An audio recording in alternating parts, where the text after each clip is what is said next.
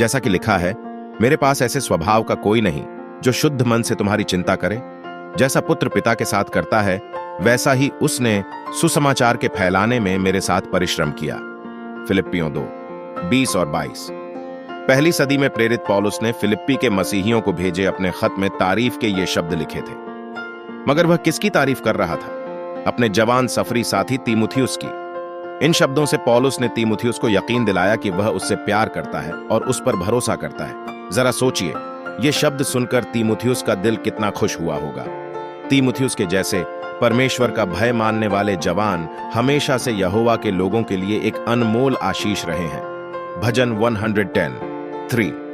आज ऐसे कई जवान परमेश्वर के संगठन में पायनियरों, मिशनरियों, निर्माण स्वयंसेवकों और बेथेल सदस्यों के नाते सेवा कर रहे हैं। वे जवान भी तारीफ के काबिल हैं, जो दूसरी जिम्मेदारियों को निभाने के साथ साथ कलीसिया के कामों में जोश के साथ हिस्सा लेते हैं। इन नौजवानों ने ऐसे लक्ष्यों का पीछा किया है जिनसे यहोवा की महिमा होती है और इससे उन्हें जिंदगी में सच्चा संतोष मिला है।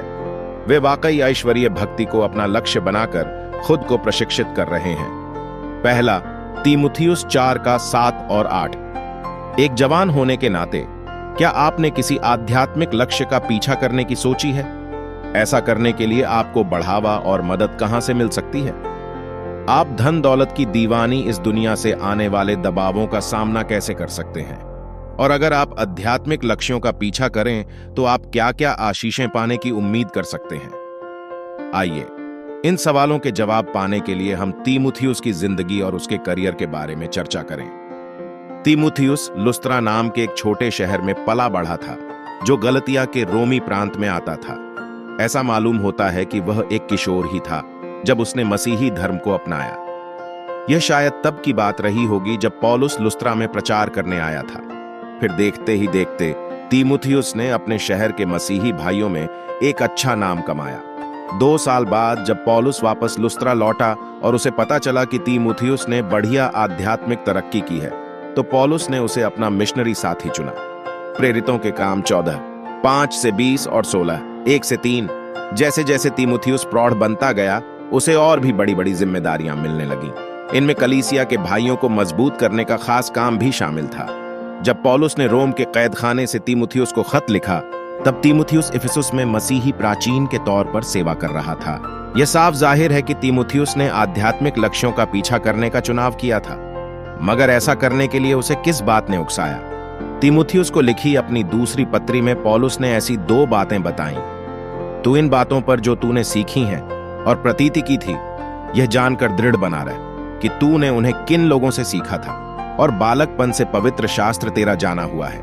दूसरा तीमुथियुस 3:14 और 15। आइए सबसे पहले देखें कि किस तरह दूसरे मसीहियों ने तीमुथियुस को आध्यात्मिक लक्ष्यों का पीछा करने के लिए उकसाया था। तीमुथियुस का पिता सच्चाई में नहीं था, वह एक यूनानी था, जबकि तीमुथियुस की मां यूनिके और नानी लॉइस पैदाइशी यहूदी थीं।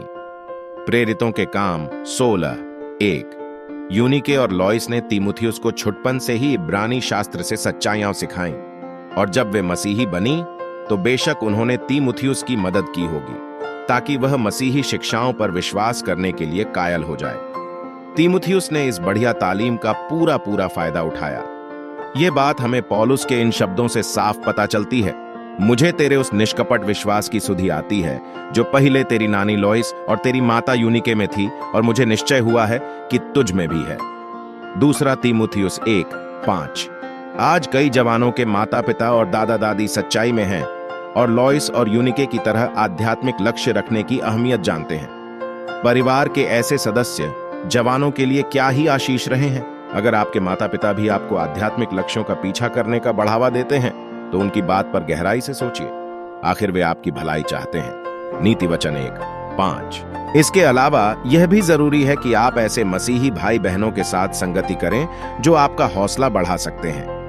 तीमुथियुस ने भी यही किया था, इसलिए लुस्त्रा में उसकी कलीसिया के मसीही प्राचीनों में, साथ ही वहां से करीब 30 किलोमीटर दूर इकुनियुम के प्राचीनों में भी उसका अच्छा नाम था।